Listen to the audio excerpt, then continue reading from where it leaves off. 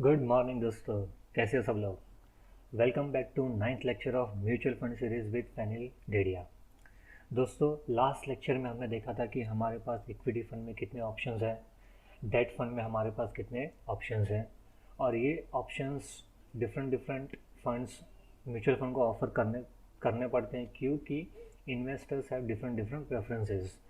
तो जितना भी पॉसिबल हो सके उतना उन्होंने ऑप्शंस इन्वेस्टर्स को दिया है।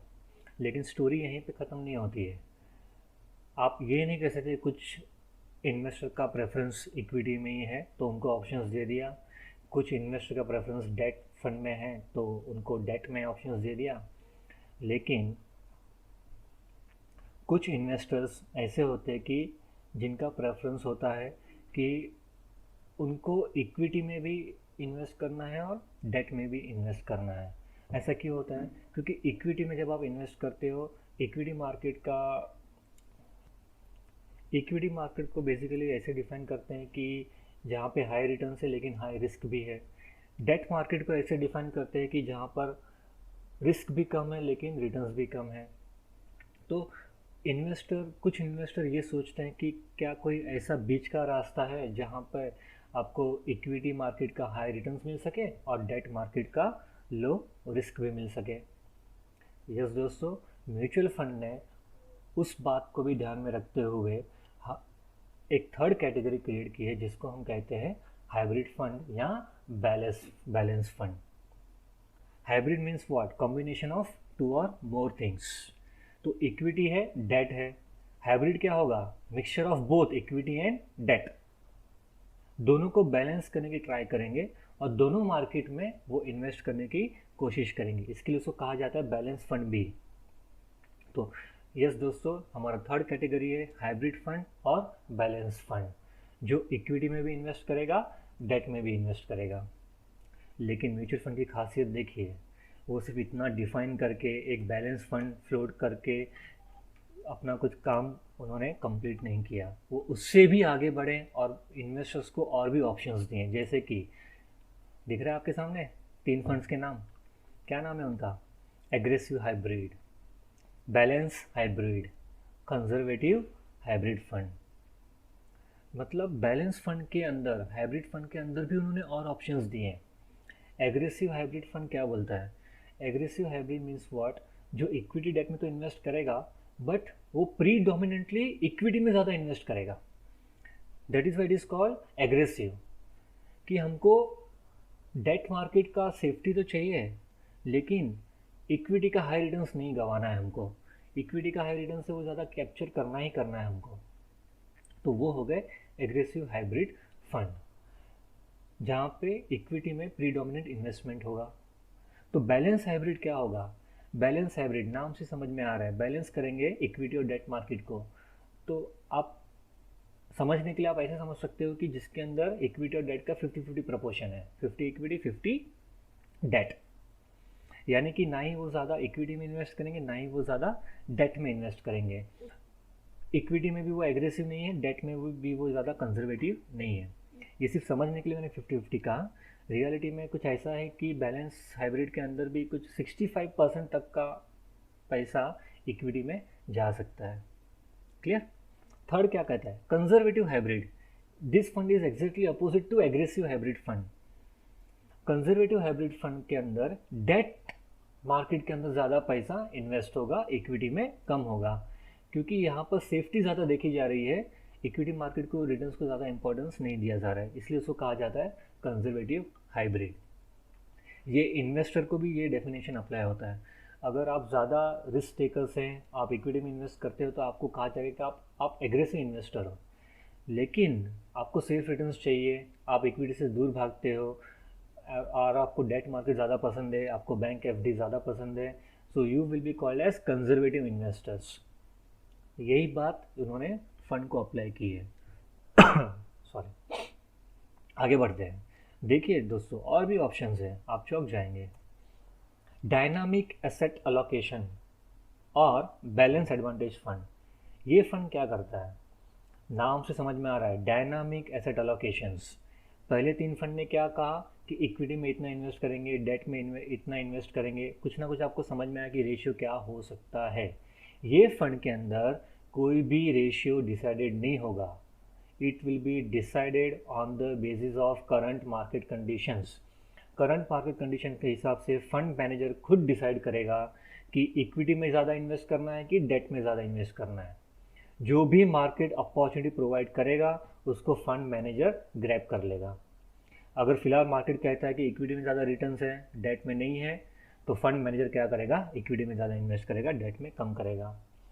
फिलहाल इक्विटी मार्केट में रिटर्न्स नहीं है, डेट मार्केट में ज़्यादा रिटर्न्स हैं, तो फंड मैनेजर क्या करेगा, वो हिसाब से पोर्टफोलियो को अलोकेट करेगा, डेट में ज़्यादा, इक्विटी में कम। अंडरस्टूड। इसलिए इसको कहा गया है डायनामिक एसेट अलोकेशन। ऐसा नहीं कि एक रूल बना दिया और बस फिर सेट करके बैठ गए, ऐसा नहीं। डायनामिक, जैसा मार्केट सिचुएशंस जो भी अपॉर्चुनिटी प्रोवाइड करेगा इक्विटी या डेट में, उसको फंड मैनेजर ग्रैब कर लेगा। इसके बाद आ रहा है मल्टी एसेट अलोकेशन। ये भी बहुत बढ़िया फंड है। मल्टी एसेट, नाम से समझ में आ रहा है कि वो सिर्फ इक्विटी डेट ये दो एसेट क्लास में इन्वेस्ट नहीं करेगा, इससे भी आगे बढ़कर वो गोल्ड में भी इन्वेस्ट कर सकते हैं, वो गोल्ड रिलेटेड इंस्ट्रूमेंट में भी इन्वेस्टमेंट कर सकते हैं, वो ETF एक्सचेंज ट्रेडेड फंड में भी इन्वेस्ट कर सकते हैं। In short, this fund has a freedom to invest in multi asset class. ये फंड में इन्वेस्टमेंट करोगे तो ऑटोमेटिक आपका पोर्टफोलियो डाइवर्सिफिकेशन हो जाएगा। नेक्स्ट आते हैं दोस्तों इक्विटी सेविंग। इक्विटी सेविंग्स, अब ये फंड क्या करता है, ये फंड इक्विटी में भी इन्वेस्ट करेगा, डेट में भी इन्वेस्टमेंट करेगा, प्लस इससे आगे बढ़कर ये फंड डेरिवेटिव सेगमेंट में भी इन्वेस्टमेंट करेगा। डेरिवेटिव मीन्स व्हाट, हमारा FNO market, future and option market. हालांकि इसके अंदर एक्सपोजर बहुत कम होगा, but yes, apart from equity and debt this fund will also invest in derivative market. यानी कुछ इक्विटी स्टॉक्स उन्होंने परचेज करेंगे, उनका ही वो डेरिवेटिव मार्केट में एंटर होके फ्यूचर या ऑप्शन कॉन्ट्रैक्ट बाय या सेल किया होगा अकॉर्डिंग टू देयर रिक्वायरमेंट। तो यहाँ पे आपको डेरिवेटिव मार्केट का एक्सपोजर मिलता है। अब देखो नेक्स्ट फंड देखते हैं और बाद में दोनों का डिफरेंस समझते हैं, ये इंपॉर्टेंट है। Next fund is arbitrage. इसको आर्बिट्रेज अपॉर्चुनिटी फंड्स नाम देते हैं बेसिकली। ये फंड क्या करता है, ये फंड प्रीडोमिनेंटली इक्विटी में इन्वेस्टमेंट करेगा, प्लस उसके ही डेरिवेटिव मार्केट में वो इन्वेस्टमेंट करेगा। High exposure in equity and derivative market, और उसके बाद कुछ पैसा बचा तो वो जाएगा डेट मार्केट के अंदर। अब दोनों में डिफरेंस समझ लो, इक्विटी सेविंग में और आर्बिट्रेज में। इक्विटी सेविंग्स में क्या होता है कि इक्विटी और डेट को पहले प्रेफरेंस मिलेगा और लास्ट में डेरिवेटिव को प्रेफरेंस मिलेगा। आर्बिट्रेज में क्या होता है, first preference will be given to equity and derivative, उसके बाद लास्ट प्रेफरेंस मिलता है किसको, डेट को। अंडरस्टूड। ये डिफरेंस आप बरोबर समझ लो। तो हाइब्रिड फंड के अंदर भी इन्होंने इतने सारे ऑप्शंस दिए हैं, जैसा इन्वेस्टर का रिक्वायरमेंट, जैसा इन्वेस्टर का प्रेफरेंस, वो हिसाब से उन्होंने इन्वेस्टर को ऑप्शंस दिया है, कोई कमी नहीं छोड़ी है। This is as good as customised fund. और कुछ रहेगा तो बता देना, हम म्यूचुअल फंड को सजेस्ट करेंगे कि हाँ ये टाइप का भी फंड निकालो, हमारे इन्वेस्टर का रिक्वायरमेंट है। कमेंट सेक्शन में मुझे लिख के बताइए कि और कौन से अलग टाइप के फ़ंड आप देखना चाहेंगे, जो आपको लग रहा है कि ये फ़ंड हो तो मैं उसमें इन्वेस्ट कर सकता हूँ, बट फिलहाल मार्केट के अंदर वो ऑप्शन अवेलेबल नहीं है। तो ये सजेशन हमारी तरफ से म्यूचुअल फंड कंपनी को जा सकता है। ठीक है, तो ये हो गया हमारा थर्ड कैटेगरी। फर्स्ट था इक्विटी, सेकेंड था डेट, और थर्ड हो गया hybrid which is a mixture of both equity and debt. ये मेन 3 कैटेगरीज हैं, इक्विटी, डेट और हाइब्रिड। आगे बढ़ते हैं, इसके आगे क्या आते हैं, म्यूचुअल फंड्स और भी कुछ ऑफर करते हैं। Solution oriented plan. Solution oriented plan बहुत सिंपल डेफिनेशन है, फाइनेंशियल प्लानिंग के अंदर आप फाइनेंशियल गोल सेट करते हो और वो फाइनेंशियल गोल अचीव करने के लिए आप पर्टिकुलर इन्वेस्टमेंट करते हो। सोल्यूशन ओरिएंटेड वही थीम पर काम करता है। फाइनेंशियल गोल्स हैं, फाइनेंशियल गोल्स को अचीव करने के लिए वो उन्होंने फंड फ्लोट किया है। ज़्यादा ऑप्शंस नहीं है इनके पास, 2 ही ऑप्शंस है, चिल्ड्रंस एजुकेशन प्लान और रिटायरमेंट प्लान। इन दोनों फाइनेंशियल गोल्स को फोकस करके ये लोग फंड फ्लोट करते हैं। Since they are financial goal based fund, इसके अंदर कुछ ना कुछ रिस्ट्रिक्शन हो सकते हैं विड्रॉवल्स के लिए। जैसे चिल्ड्रंस प्लान में होता है कि जब तक आपका बच्चा 18 ईयर्स मेजोरिटी का एज क्रॉस नहीं करता तब तक आप विड्रॉ नहीं कर सकते हो, या minimum of 5 years of lock in period. ऐसे कोई ना कोई रिस्ट्रिक्शंस हो सकते हैं। सेम इज़ विथ रिटायरमेंट, आप एक साथ फंड विड्रॉ नहीं कर सकते हो। It might come to you in a monthly income plan के जैसा आ सकता है आपके पास, एन्यूटी प्लान के जैसा आपके पास पैसा आ सकता है हर महीना। तो कुछ रिस्ट्रिक्शंस हो सकते हैं, बट फिलहाल इनके पास ये दो ही ऑप्शन है सोल्यूशन ओरिएंटेड बेस्ड फंड के अंदर, चिल्ड्रंस एंड रिटायरमेंट। इसके अलावा क्या है, लेट्स सी अदर्स में आ जाता है इंडेक्स फंड। इंडेक्स फंड, ये नाम से आपको समझ में आना चाहिए कि दिस फंड कॉपीज और you can say mirror copy any particular index. अगर निफ्टी इंडेक्स फंड है तो उसने निफ्टी इंडेक्स को कॉपी किया है। निफ्टी 50 बोलते हैं ना, निफ्टी 50, निफ्टी इंडेक्स के अंदर कितने कंपनीज है, 50 कंपनीज है, तो वो सेम 50 कंपनीज का पोर्टफोलियो बना देगा और बस वैसे ही रखेगा, कुछ भी कोई चेंजेस नहीं। अगर वो सेंसेक्स इंडेक्स फंड है तो उसने सेंसेक्स को कॉपी किया रहेगा, उसका पोर्टफोलियो कौन से कंपनीज का बना रहेगा, सेंसेक्स के अंदर जो 30 कंपनीज है वो कंपनीज का पोर्टफोलियो बना रहेगा। ये हो गए इंडेक्स फंड। इसी तरह कोई और इंडेक्स को भी कॉपी करके बना सकते हैं। ये इंडेक्स फंड नॉर्मली क्या हो गए, पैसिव फंड हो गए, एक्टिव नहीं होते हैं। बाकी सारे इक्विटी फंड्स क्या थे, एक्टिव फंड थे। जैसा अपॉर्चुनिटी होगा वैसे आप पोर्टफोलियो को चेंज करोगे, चेंजेस करोगे उसके अंदर। इंडेक्स फंड में ऐसा नहीं होता।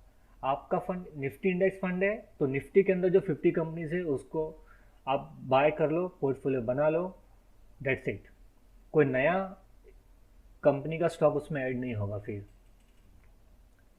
तो index funds are basically passive fund, active fund नहीं होते वो। इसके बाद क्या हमारे पास, गोल्ड फंड। ये तो हमने पहले भी देखा था कि म्यूचुअल फंड वाले गोल्ड फंड भी मार्केट में फ्लोट करते हैं, इश्यू करते हैं। It's investing in a gold in a electronic form.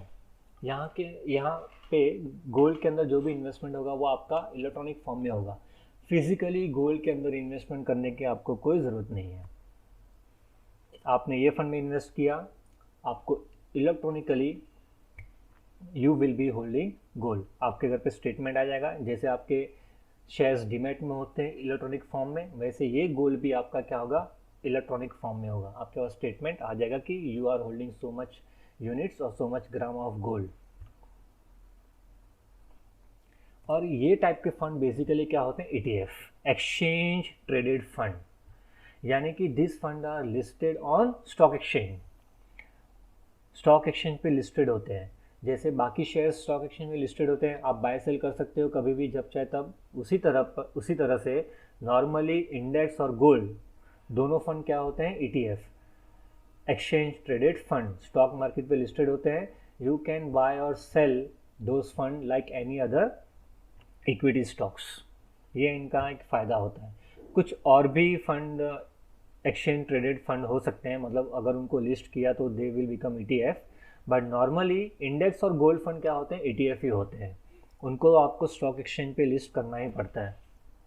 Okay, इसके बाद क्या आता है, ये है सबसे लास्ट सब ऑप्शन हमारा, FOF, फंड ऑफ फंड। बहुत अमेजिंग है ये फंड का आइडिया भी। फंड ऑफ फंड, नाम से समझ में आ रहा है कुछ आपको, ये फंड किस में इन्वेस्ट करेगा, कोई और फंड में। सो इसके पोर्टफोलियो के अंदर आपको कभी भी इक्विटी स्टॉक्स, डिवेंचर्स या डेट इंस्ट्रूमेंट नहीं दिखेगा। ये फंड के पोर्टफोलियो के अंदर आपको इन्वेस्टमेंट दिखेगा कोई और इन्वेस्टमेंट फंड। समझ में आ रहा है, यानी कि कोई पर्टिकुलर इक्विटी फंड में भी वो इन्वेस्ट कर सकते हैं, कोई पर्टिकुलर डेट फंड में भी वो इन्वेस्टमेंट कर सकते हैं। तो नॉर्मली क्या होगा कि जो कंपनी का वो फंड है वही फंड के जो अलग अलग स्कीम्स है उसमें वो इन्वेस्ट कर सकता है। ये हो गया फंड ऑफ फंड। इसके अंदर कभी कभी ये भी हो सकता है कि वो फॉरेन फंड में भी इन्वेस्ट करें, सिर्फ डोमेस्टिक नहीं, फॉरेन म्यूचुअल फंड के अंदर भी उन्होंने कभी ना कभी इन्वेस्टमेंट किया हो सकता है, पॉसिबल है। बट आइडिया ये है कि ये फंड डायरेक्टली इक्विटी मार्केट या डेट मार्केट में इन्वेस्टमेंट नहीं करेगा, वो सिक्योरिटीज़ में इन्वेस्टमेंट नहीं करेगा। वो कहाँ इन्वेस्टमेंट करेगा, कोई अदर फंड्स के अंदर। अंडरस्टूड। तो दोस्तों ये था हमारा आज का लेक्चर, जिसके अंदर हमने देखा हाइब्रिड या balance fund, solution oriented fund, and others के अंदर हमने देखा इंडेक्स और गोल्ड फंड जो ETF भी होते हैं normally. And last and very unique category जो है फंड ऑफ फंड, ये बहुत सरप्राइजिंग कैटेगरी है। ठीक है दोस्तों, अब देखो जाने से पहले और एक चीज़ देख लेता है। From structural point of view ये जितने भी सारे फंड आपने देखे ना, वो आइदर क्या हो सकते हैं, ओपन एंडेड फंड हो सकते हैं या तो क्लोज एंडेड फंड हो सकते हैं। दिख रहे हैं आपके दो options, they can be either open ended fund और क्लोज एंडेड फंड। जितने भी फंड आपने देखे हैं, they can be float in a market, they can be introduce in a market based on either they will be open ended और close ended fund. Open ended means what, launch date होता है जिसको NFO कहते हैं, new fund offer, लेकिन उसका कोई maturity date नहीं होता, इसलिए उसको कहा जाता है ओपन एंडेड। एक बार मार्केट के अंदर आपने लॉन्च किया, इट विल नेवर क्लोज, वो परपेचुअल फंड है, वो चलते रहेगा। क्लोज एंडेड में क्या होता है, वो उसका भी लॉन्च डेट होता है, उसका भी NFO आता है, पर्टिकुलर टाइम के लिए वो फंड ओपन होगा, वो पर्टिकुलर टाइम के अंदर आप फंड्स के यूनिट्स बाय कर सकते हैं। But this fund comes with maturity date, कि ये फंड को हमने ये डेट को लॉन्च किया है और ये पर्टिकुलर डेट को वो मैच्योर हो जाएगा, ख़त्म हो जाएगा, आपके पैसे वापस आ जाएंगे। बैंक FD का एग्जांपल ले लो, आपने 3 साल का FD लिया, 3 साल के बाद आपके पैसे वापस, आपने 5 साल का FD लिया, 5 साल के बाद आपका पैसा वापस। Same way close ended fund भी क्या होगा, एक पर्टिकुलर डेट के साथ पर्टिकुलर नंबर ऑफ डेज के बाद मैच्योर होगा, कोई ना कोई इस तरीके से वो फंड लॉन्च होगा। तो जब भी वो लॉन्च होगा उसका एक्सपायरी डेट या मैच्योरिटी डेट भी उसके साथ आपको पता चल जाएगा। कुछ टाइम के बाद वो फंड क्या हो जाएगा, क्लोज हो जाएगा। That is why they are called as close ended fund. Understood दोस्तों? तो ये एक लास्ट कैटेगरी ध्यान में रखना, हमने जो कैटेगरीज देखी वो थोड़े बहुत अलग थे। ये कैटेगरी जो है ओपन एंडेड क्लोज एंडेड थोड़ा बहुत डिफरेंट है। It is based on structure of mutual fund. ठीक है दोस्तों, तो अगले लेक्चर में I might start with NFO। अब हम वो पॉइंट से शुरुआत करेंगे कि एज ए इन्वेस्टर आप म्यूचुअल फंड में इन्वेस्ट करने जा रहे हैं, आपको ये सारे कैटेगरी समझ में आ गए, अब आप म्यूचुअल फंड में इन्वेस्ट करने जा रहे हैं, तो कौन सी चीज़ें, कौन से नए टर्म्स, कौन से नए कॉन्सेप्ट आपके सामने आ सकते हैं, वो सब हम एक्सप्लोर करेंगे। जाने से पहले दोस्तों एक बात बता दूं कि ये लेक्चर के बाद शायद मैं डेली बेसिस पे लेक्चर्स को रिलीज़ नहीं कर पाऊँगा। मेरे लेक्चर्स 1 या 2 दिन के गैप में भी आ सकते हैं, because I have some other commitment as well, तो मैं इतना टाइम दे नहीं पाऊँगा। कोई टॉपिक पे अगर आप लेक्चर सुनना पसंद करेंगे तो मुझे कमेंट सेक्शन में लिख के बताइए, आपके सजेशंस लिखें। चैनल को सब्सक्राइब करें, वीडियो को लाइक करें। हम मिलेंगे नेक्स्ट लेक्चर में, तब तक के लिए जय हिंद, जय महाराष्ट्र।